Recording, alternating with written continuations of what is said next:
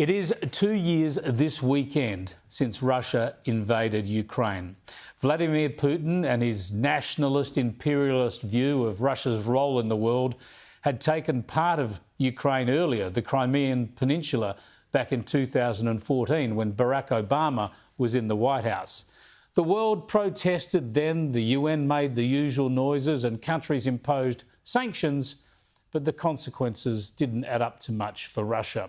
So 8 years later, in February 2022, Putin ordered in his army for a full-scale invasion. Donald Trump dared to say today that it never would have happened if he'd stayed on as president. Look, Ukraine would have never happened. I know Putin so well, and it was the apple of his eye. Ukraine was the apple of his eye. I said, don't ever do it. It would have never happened, by the way. We're going to get into that in a minute. We, of course, will never know, but certainly in the early days of the invasion, it looked like Ukraine could be overrun quickly. This is Borodyanka, but as these pictures show, it could just as easily be a suburb in Syria. The damage goes on as far as the eye can see. And in some places, Russian troops and tanks are now in control. The man recording these images of the invading force is clearly trapped and very frightened. I think I should stop recording before someone shoots me on my hand.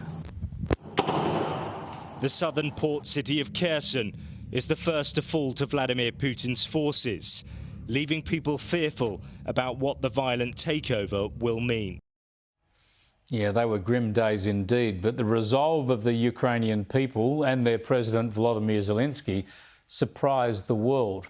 Within 2 weeks of the invasion, I spoke with Ukrainian MP Helena Yanchenko, and I asked her for her message to Russian President Putin. I don't know what to tell them. I don't know what you tell to terrorists. The thing that they did this night, hitting nuclear power plant, this is not even war anymore. This is an absolute nuclear terrorism. And I actually don't know. I can't find words to address terrorists. I admire you. You put the whole world under danger. You are ruining houses. You are ruining families. You are ruining futures of Ukrainian children. Stop doing that if you still can. Yeah, that was harrowing stuff nearly 2 years ago now. I remember during that interview and others with Yanchenko and her colleagues in Ukraine, I wondered whether that was the last time that would be able to speak to them, because missile attacks were hitting Kiev and elsewhere in the west of Ukraine. But the military success was strong, and soon the US, other NATO nations and even Australia were supplying humanitarian and crucial military aid without putting boots on the ground.